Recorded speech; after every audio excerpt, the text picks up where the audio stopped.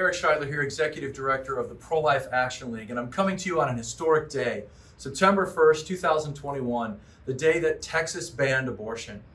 Now, this new law in Texas is a very different kind of an approach, and you've probably got some questions about what's really happening here. And there's a lot of crazy reporting going on from the mainstream media about what Texas is up to here. What the state of Texas has done is to ban abortion after about 6 weeks, whenever the unborn child's heartbeat can be detected. And the state of Texas is recognizing the humanity of the unborn child. If you read the actual statute itself, you see that there's a real concern here for the humanity of the child in the womb having value that we recognize as the state of Texas. It also recognizes the importance of the state of Texas making sure that pregnant women are protected as well. So it's a mother and child measure that Texas is really pursuing here. So the abortion is banned as soon as a heartbeat can be detected. The statute points out that the heartbeat is a very powerful signal that a pregnancy will be successfully brought to term. And that's where the heartbeat becomes such an important factor here.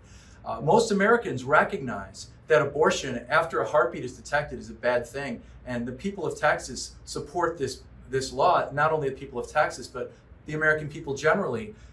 When they are informed that the baby's heart begins to beat, they say that there shouldn't be an abortion anymore after that. They can see the humanity in a heartbeat. It's kind of hard to deny a beating heart belongs to a real live human person.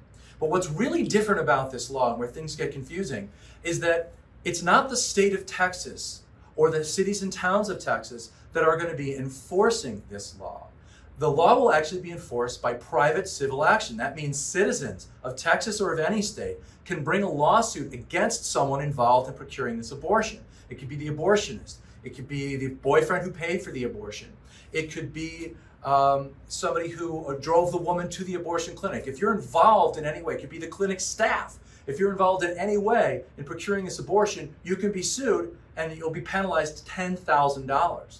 There's also a bounty that is awarded to someone who successfully brings a lawsuit like this, in a sense awarding them for caring about the life of this child and bringing to justice a violation of this law. A couple of important caveats though. The woman herself cannot be sued under this Texas law.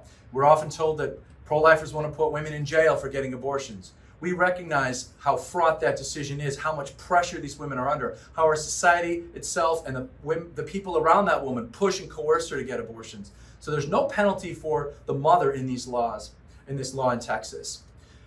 Will this law stand? You know, the Supreme Court has been appealed to. They have not chosen to overturn this law, neither have any of the lower courts. Now that the law is being enforced, we may see the court step in. This law may not last on the books for very long, but right now, today, September 1st, 2021, abortions have stopped in Texas. We pray that the courts will uphold this law to any further challenges. We pray that other states will follow suit and catch up to Texas, the other 49 states, to protect unborn children in this way, to recognize their humanity and creatively create a measure like this that will allow abortion to be banned even before Roe versus Wade is overturned, should that ever happen. This is a day to celebrate. It's also a day to pray that the women who are living in Texas under this new regime will get the help that they need. Part of this law also allocates $100 million to help women in Texas choose life. So it's a very, very pro-life law in every way.